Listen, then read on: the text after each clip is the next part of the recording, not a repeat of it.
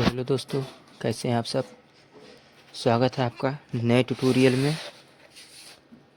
आज हम स्टार्ट करने वाले हैं कोरल ड्रा एकदम नए सिरे से। स्टार्टिंग पॉइंट से आपको एक एक करके सारे टूल्स के बारे में समझाएंगे, तो बने रहिए वीडियो के एंड तक। और पूरी उम्मीद है कि ये वीडियो देखने के बाद आप कहेंगे कि हाँ, टूल्स सारे मैं जानता हूँ। तो चलिए ज़्यादा समय ना लेते हुए हम वीडियो को स्टार्ट करते हैं। तो सबसे पहले आता है हमारा पिक टूल। पिक टूल क्या काम करता है? ये हमारे ऑब्जेक्ट को, शेप को, सबको सिलेक्ट करने का काम करता है और मूव करने का काम करता है। कुछ इस तरीके से आप देख सकते हैं। इसको हम सेलेक्ट कर सकते हैं कुछ इस तरीके से भी। कई तरीके होते हैं सिलेक्ट करने के। आप इस तरीके से भी सिलेक्ट कर सकते हैं, इस पर क्लिक करके भी सिलेक्ट कर सकते हैं, और इस तरीके से ड्रैग करके भी सिलेक्ट कर सकते हैं। अब मूव, आपको ध्यान रहे कि यहाँ पर पॉइंट पर क्लिक करके जब इस तरीके का पॉइंटर बने हमारा, तब हमें मूव करना है। अगर आप यहाँ से करते हैं तो कुछ इस तरीके से सिलेक्शन हो जाएगा और मूव नहीं होगा। आपको अगर मूव करना है तो यहाँ पर क्लिक रखिए और फिर मूव करिए। तो ये था हमारा पिक टूल। अब देखते हैं, आगे बढ़ते हैं। यहाँ पर सबसे पहले मिलेगा हमें शेप टूल। अब आप ध्यान दोगे तो यहाँ पर एक छोटा सा हमारा पॉइंटर लगा हुआ है ब्लैक ब्लैक डॉट की तरह। तो हम इस पर क्लिक करते हैं तो हमारे और भी टूल्स शो होते हैं। तो आइए इनके बारे में भी समझते हैं। अब ये जो हमारा है, इसे बोला जाता है शेप टूल। इसका शॉर्टकट की F10 होता है। इसका क्या यूज होता है कोरल ड्रा में? तो मैं पहले आपको बता दूं कि कोरल ड्रा में जितना भी ग्राफिक्स डिज़ाइन है वो इसी शेप से लेकर बनाए जाते हैं। कैसे, मैं आपको दिखाता हूँ। जैसे इस टूल का यूज़ करने के लिए, अगर हम इस टूल का यूज़ कुछ इस तरीके से कर रहे हैं तो आप देख सकते हैं इसका कॉर्नर चारों तरफ से एक ही साथ मोड़ दे रहा है। लेकिन इसका असली यूज़ कुछ इस तरीके से है कि पहले आप इस शेप को कन्वर्ट टू कर्व करें। तो कन्वर्ट टू कर्व करने के लिए आपका यहाँ पर भी पॉइंटर शो होता है, कन्वर्ट टू कर्व। और आप इस पर राइट क्लिक करके भी कर सकते हैं कन्वर्ट टू कर्व, और शॉर्टकट की मदद से कंट्रोल प्लस क्यू के साथ कर सकते हैं। तो 3 तरीके हैं आपके कन्वर्ट टू कर्व करने के लिए। तो जब तक आप कन्वर्ट टू कर्व नहीं करेंगे, आपका पॉइंटर कुछ इसी तरीके से चारों कोनों को मोड़ना स्टार्ट कर देगा। तो अगर हम कन्वर्ट टू कर्व कर देते हैं तो आप देख सकते हैं पॉइंटर हमारा कुछ चेंज हो गया है। अब इसको यदि हम कुछ भी इधर उधर मूव करते हैं तो कुछ इस तरीके से हमारा होना स्टार्ट हो जाता है। अब इसकी मदद से हम एक इस शेप को, ये जो हमने शेप लिया रेक्टेंगुलर शेप, इसको अलग अलग प्रकार से परिवर्तित कर सकते हैं, एक नया रूप दे सकते हैं। जैसे मैं कोई आपको लोगो, एक छोटा सा लोगो बनाकर दिखा देता हूँ। अपने चैनल का लोगो हम बना देते हैं। इसको फिलहाल अभी डिलीट करते हैं। अभी अपने चैनल का लोगो हम बनाकर आपको दिखा देते हैं। जैसे इस तरीके से हमने एक लाइन ड्रॉ कर लिया। अब इस टूल का यूज़ करते हैं, right click, convert to curve. अब इस पॉइंटर को हम डिलीट कर देते हैं, यहाँ पर लाते हैं और यहाँ पर राइट क्लिक करके ये सारे टूल्स समझना बेहद ज़रूरी है। सबसे ज़्यादा मेन यूज़ इसी सभी टूल्स का किया जाता है। ये हमारे नॉइड्स को और अट्रैक्टिव बनाते हैं और अच्छा कर देते हैं। एक नया शेप क्रिएट करने के लिए इस टूल का यूज़ किया जाता है, इन सभी टूल्स का यूज़ किया जाता है। तो फिलहाल अभी मैं सारी टूल्स बताऊंगा आपको। फिलहाल अभी हम बनाते हैं, इस टूल का यूज़ दिखाते हैं, शेप टूल का यूज़ किस तरीके से करते हैं। तो अभी मैं करता हूँ convert to curve. Convert to curve हमने कर लिया है। अब इस बार इसके बाद यूज़ करते हैं टू कर्व का। जैसे हम टू कर्व का यूज़ करेंगे तो आप ध्यान दोगे तो यहाँ पर कुछ हैंडल बन गए। एक पॉइंट यहाँ पर बन गया, एक पॉइंट यहाँ पर। ये हमारे हैंडल हैं। इन्हें हम कुछ अलग अलग कुछ इस तरीके से परिवर्तित कर सकते हैं, लेकिन हमें अभी इस तरीके से नहीं करना है। हमारे चैनल का लोगो कुछ इस प्रकार है, मैं बनाकर आपको दिखाता हूँ। यहाँ से कर लेते हैं टू कर्व। आप यहाँ पर भी देख सकते हो, वही सारे टूल्स आपके शो हैं। हम कर लेते हैं टू कर्व और इसको कुछ इस तरीके से मोड़ देते हैं। अब यहाँ पर क्लिक करते हैं, यहाँ से भी कर लेते हैं टू कर्व। अब उसके बाद इसको भी ऐसे कर लेते हैं। ये हो गया हमारा। अब इसको करते हैं कंट्रोल डी से डुप्लीकेट, कंट्रोल प्लस डी। अभी हमारा डुप्लीकेट हो जाएगा। इसी के ऊपर लाके इस तरीके से एडजस्ट कर लेंगे। अब कंट्रोल बटन दबाए रहेंगे और फिर इसको इस तरीके से मूव कर देंगे और इसको थोड़ा नीचे। ये हो गया। अब यहाँ छोटा सा एक बिंदी होता है, वो भी रख लेते हैं। गो इलिप्स टूल से। बस ये हमारा लोगो रेडी है। बस यहाँ पर हमें ये आई हमारा बन गया है, TMI लिखना है। तो हम इसमें कलर वलर भी फिल कर सकते हैं। बाकी आप देख लीजिए एक रेक्टेंगुलर शेप से हमने क्या बना दिया। तो कुछ इस तरीके से यूज़ होते हैं हमारे शेप टूल का। आगे बढ़ते हैं। ये इस शेप टूल से यूज़ होने वाले ये सारे टूल हम आपको एक अलग वीडियो में दिखाएंगे। ये जो हमारे टूल्स सारे शो हो रहे हैं, इसका एक परफेक्ट अलग वीडियो बनेगा, ताकि आप जब कभी भी चाहें तब इसको देख सकते हैं। अब वैसे वीडियो हमने डाल दिया तो आप यहाँ से ढूंढेंगे, इससे बेहतर रहेगा कि हम एक परफेक्ट इसका अलग वीडियो बनाएं।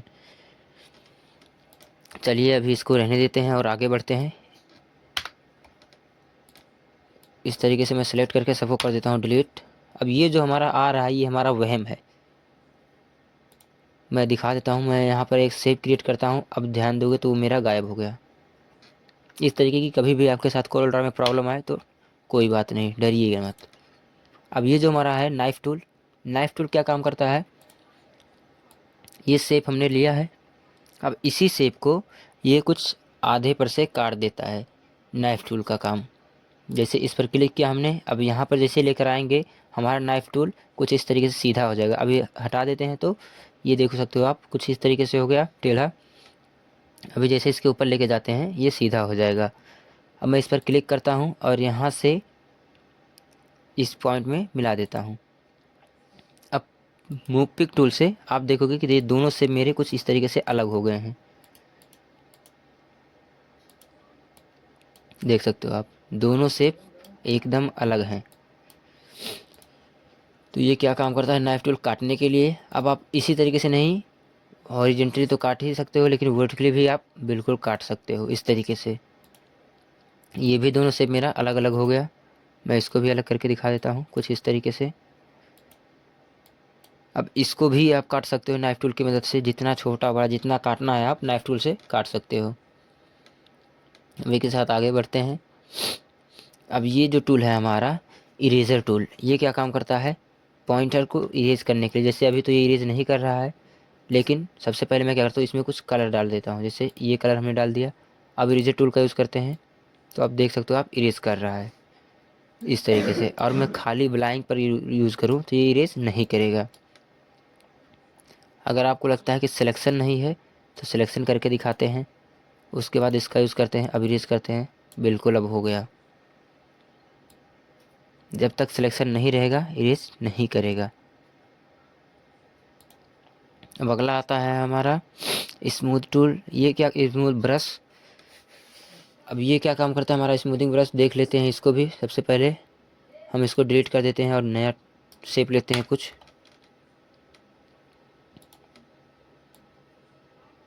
ये शेप हमने ले लिया, इसमें कलर भी कर देते हैं। अब स्मूथिंग टूल जैसे क्लिक किया हमने तो आप देखोगे यहाँ से, जैसे एक मिनट, इसको मैं ऐसे खींच रहा हूँ तो यहाँ पर एक पॉइंट बढ़ता ही जा रहा है। इस टूल का यूज़ करके आप कोई भी ड्राइंग बना सकते हो, जैसा भी आपको समझ में आ रहा होगा। इस टूल का यूज़ कुछ इसी प्रकार किया जाता है। अगर आप अंदर के साइड से करना चाहते हो तो कुछ इस तरीके से अंदर हो जाएगा, बाहर लेकर खींचोगे तो बाहर के साइड ये बना देगा। अब इसका जो ये सब पार्ट है, ये सब ये क्या करता है, इसके पॉइंटर को छोटा बड़ा इससे कर सकते हो और यहाँ से भी आप कर सकते हो कुछ इस तरीके से। अब आगे देखते हैं। अब इसका यूज़ मेरे हिसाब से कि आप यदि कोरोना वायरस बनाना चाहते हो तो काफ़ी अच्छा बन जाएगा। एक वायरस कोई किसी भी तरीके से इस टूल का यूज़ करके कुछ कलर वलर इसमें कर देते हैं। ओके,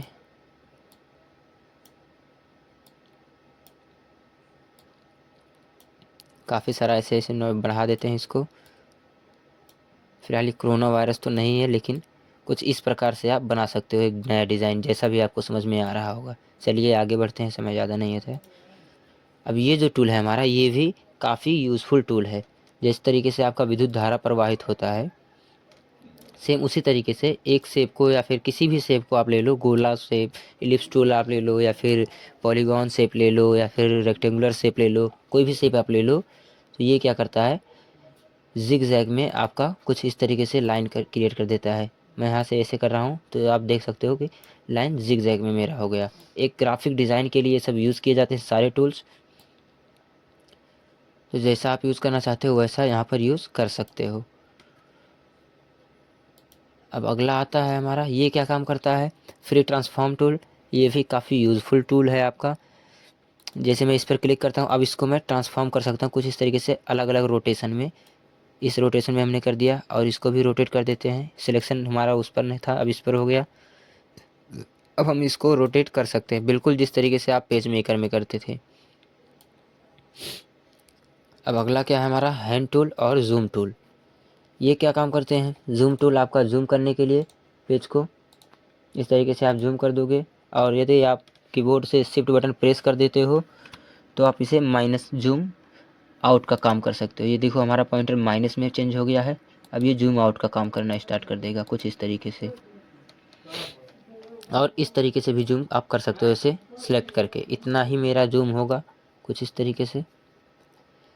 और हैंड टूल क्या काम करता है, जैसे हमने ज़्यादा ही जूम कर लिया इसको, अब मुझे ये वाला पार्ट देखना है, ये वाला शेप देखना है, तो हम ये हैंड टूल पर जाते हैं और इस तरीके से स्क्रॉल करके आ सकते हैं। इसका शॉर्टकट की क्या होता है, जैसे अगर आपको जूम टूल पर जाना है तो आप कीबोर्ड से जेड बटन प्रेस कर दो, आपका जूम टूल एक्टिव हो जाएगा। और हैंड टूल पर जाना है तो आप कीबोर्ड से एच बटन प्रेस कर दो, आपका हैंड टूल आ जाएगा। और आपको शेप टूल पर जाना है तो कीबोर्ड से F10 बटन प्रेस कर दो, आप शेप टूल पर आ जाओगे। सारे शॉर्टकट कीज़ हैं, यहाँ पर आपका F10 शो कर रहा है। अभी मुझे फिट टू विंडो चाहिए तो मैं कर देता हूँ F4।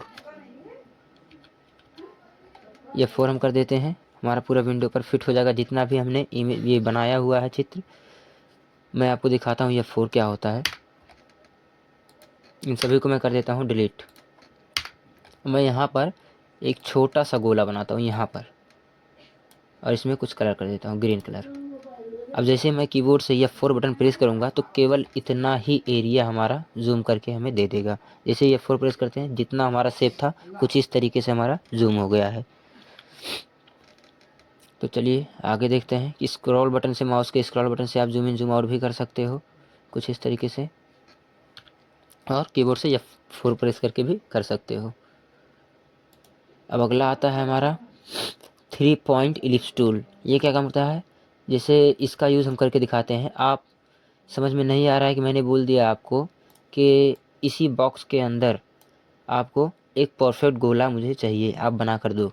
तो आप कैसे बनाओगे, अगर आप मान लीजिए नॉर्मली अगर इस टूल का यूज़ नहीं मालूम है तो आप इससे बनाओगे कुछ इस तरीके से, लेकिन परफेक्ट नहीं बना पाओगे आप। मैं चाहता हूँ कि एक ही बार माउस क्लिक करो और परफेक्ट गोला बना दो एक ही बार में। तो देखो यहाँ पर अच्छे से नहीं बना, तो हम 3 पॉइंट का यूज़ कर सकते हैं इस समय पर। इसका यूज़ कर देते हैं और इसके सेंटर में लाके कुछ सीधे इस तरीके से ड्रॉ कर लेते हैं। ड्रॉ करने के बाद अब जैसे ही माउस का पॉइंटर ऊपर नीचे लेकर जाओगे तो एक गोला बनना स्टार्ट हो जाएगा। आप इसका यूज़ करके एक परफेक्ट गोला बना सकते हो कुछ इस तरीके से। अब इसी के अंदर ही हम रख सकते हैं इसको। अब इसमें कुछ कलर कर देते हैं जैसा आपको बेटर लगे।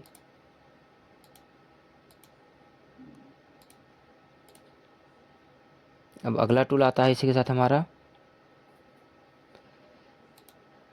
ये क्या काम करता है ये टूल, इसको कुछ इस तरीके से आप पॉइंटर बना सकते हो। ये भी ग्राफिक डिज़ाइन के लिए ही यूज़ होते हैं सारे टूल्स।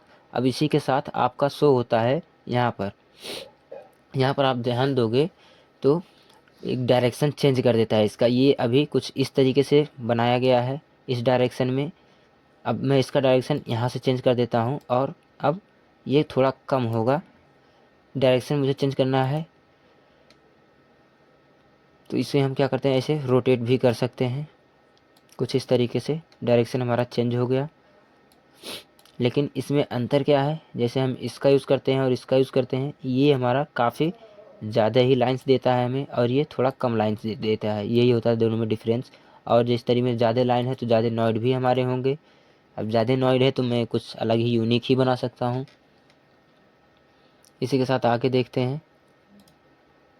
अब इसमें हमारा देखो 3 टूल हैं। सबसे पहला है हमारा पॉलीगॉन टूल, उसके बाद टेबल ये टेबल के लिए यूज़ किया जाता है। इस तरीके से आप टेबल बना सकते हो। टेबल का यूज़ आप उम्मीद है कि जानते होंगे कहाँ यूज़ किए जाते हैं। ज़्यादातर मार्कशीट में यूज़ किए जाते हैं टेबल का यूज़। अब इसमें आपको ये घटाना बढ़ाना है कि मुझे और ज़्यादा टेबल चाहिए, तो आप बिल्कुल कर सकते हो इसकी मदद से। यहाँ से जितना आपको चाहिए, ऊपर 2 था तो देखो यहाँ पर मेरे 2 ही लाइन दिख रहे हैं आपको, 1 और ये 2 कॉलम, 2 रो, और कॉलम मेरा 3 है। कॉलम यहाँ पर भी 3 है। तो जैसा आप यहाँ से पॉइंटर सेट करोगे उसी के हिसाब से आपका टेबल बनाएगा।